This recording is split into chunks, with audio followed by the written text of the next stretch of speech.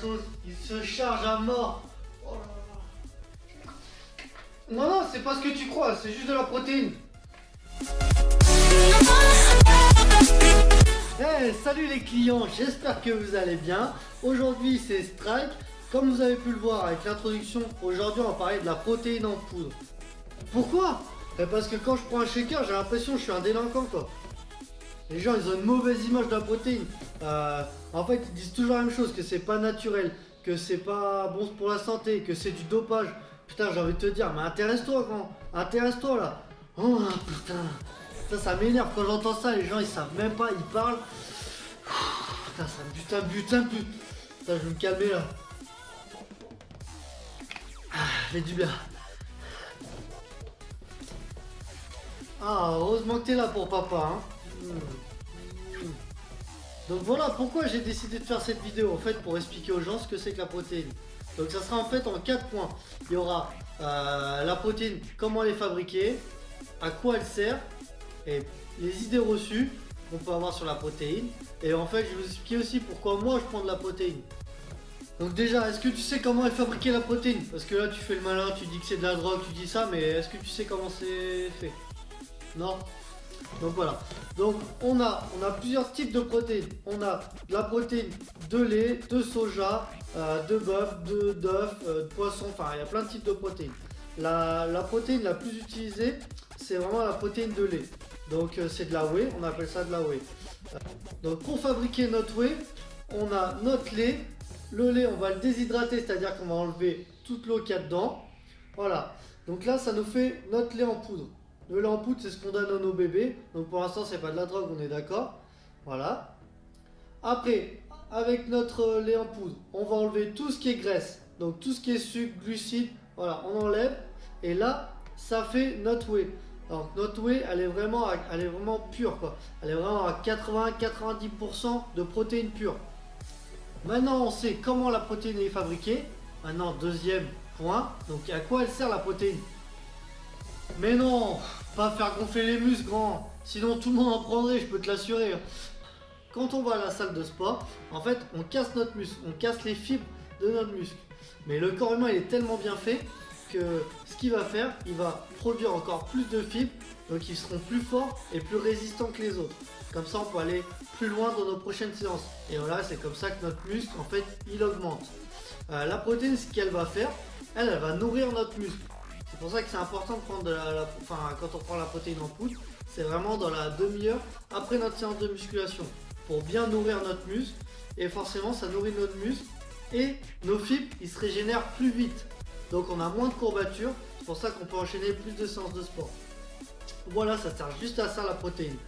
Donc quand j'entends que la protéine c'est vraiment pour faire gonfler les muscles, c'est pas vrai. Si je suis votre raisonnement, ça veut dire que je fais pas de sport, je bois de la protéine, je vais avoir des muscles. Mais non, ça marche pas comme ça. Maintenant on va parler des idées reçues. Donc ça, il y en a plein. Limite, tu vois, quand je prends un shaker, les gens me regardent comme si je me dopais. Ils me disent ouais, c'est de la merde, c'est pas naturel, c'est dangereux. Voilà, on va parler de tout ça. Je vais tout vous expliquer un peu ça. Donc voilà, on va parler de la première idée reçue, c'est vraiment, c'est du dopage. Pourquoi les gens ils disent c'est du dopage? Bon, franchement, je les comprends un peu parce qu'au début, j'étais un peu comme eux, quand je connaissais pas du tout la protéine. Pourquoi? Parce que j'ai assimilé, en fait, quand on regarde des magazines de sport, on voit vraiment tout ce qui est pub de compléments alimentaires, on voit vraiment des gros bodybuilders. Eux, par contre, ils sont vraiment dopés. Je parle de tout ce qui est hormones de croissance, tout ça. Ils sont vraiment dopés, donc c'est pour ça qu'on assimile un peu ça avec du dopage. C'est pas en prenant de la protéine qu'on va avoir des gros muscles comme je vous ai expliqué tout à l'heure. Mais je peux vous assurer que si ça serait du dopage, il n'y en aurait pas en vente en pharmacie, il y en a à Decathlon, il y en a partout. Hein. Tout ce qui est magasin bio, sur internet bien sûr. Mais il y en a maintenant, il y en a vraiment partout. Donc si ce serait du dopage, il n'y en aurait pas comme ça, même dans les pharmacies quoi. Donc l'autre idée reçue, c'est dangereux, tu vas flinguer tes reins, si ça. Non, voilà. Moi je vais expliquer ce qui est dangereux. Si on prend comme il faut, donc en fait notre corps il a besoin de tant de protéines, de grammes de protéines par jour. Donc pour ceux qui sont pas sportifs, ils ont besoin de à peu près 1 à 1,5 g de protéines par poids de corps. C'est-à-dire que la personne qui fait 70 kg, elle aura besoin de 70 g de protéines par jour. Mais pour ceux qui font de la musculation, on est à plus. On est à peu près entre 1,5 et 2 grammes de protéines par kilo de poids de corps. Donc moi, je fais 75 kg, ça me fait à peu près 150 grammes de protéines par jour. Mais c'est pas que de la protéine en poudre, faut tout calculer, c'est tout ce qui est alimentation aussi. Donc voilà, si on respecte ces doses, on n'aura jamais de soucis et justement c'est bien pour notre corps. Par contre, si on prend 300, 400 grammes de protéines par jour, comme des fois j'en vois les mecs qui prennent 10 shakers, ils croient qu'ils vont gonfler. Mais non, là par contre c'est là où ça commence à être dangereux, mais sur du long terme. Donc en fait notre corps il stocke pas la protéine. Donc ce qu'il fait lui, il l'évacue par les urines. Mais avant que ça passe dans les urines, forcément c'est filtré. Donc c'est filtré par les reins. Donc forcément si on prend beaucoup de protéines, nos reins on va les faire vachement travailler. Donc voilà pourquoi c'est dangereux. Au bout de 15-20 ans, nos reins ils sont flingués parce qu'ils ont vraiment tout le temps travaillé à bloc. Et voilà. Mais si on prend les doses prescrites, comme j'ai dit, il n'y a pas de danger. Justement pour votre corps c'est le top. C'est le top parce qu'il est vraiment, il a vraiment tout ce qu'il a besoin. Donc l'autre idée reçue c'est pas naturel. Sur ça je suis un peu d'accord avec vous, c'est vrai que c'est pas naturel. Mais avec tout ce qu'on mange, maintenant, rien n'est naturel, tout est transformé. Donc voilà. Comme je vous ai expliqué la première partie, comment est faite la protéine, on voit. Après, ça veut dire que si je suis votre raisonnement, c'est pas naturel. C'est-à-dire que vous ne mangez pas de sucre. Parce que le sucre en poudre, on est bien d'accord, c'est de la poudre. C'est fait pareil qu'on a vu avec la protéine, c'est de la protéine de lait. Tout ce qui est sucre en poudre, c'est bien sûr c'est extrait de la betterave. Donc c'est la même chose. Pareil, je sais pas, les cacao en poudre, c'est exactement la même chose. Après, je parle pas du Nutella, des sneakers, tous les plats préparés, enfin tout ça, c'est encore pire quoi. Mais bon, c'est vrai que le Nutella ça déchire. Hein. Après, faut juste savoir hein, si vous voulez le chocolat ou les tablettes de chocolat, faut juste faire le choix. Et maintenant, je vous explique pourquoi moi je prends de la protéine. Voilà, fallait que je vous le dise. Je peux plus m'en passer.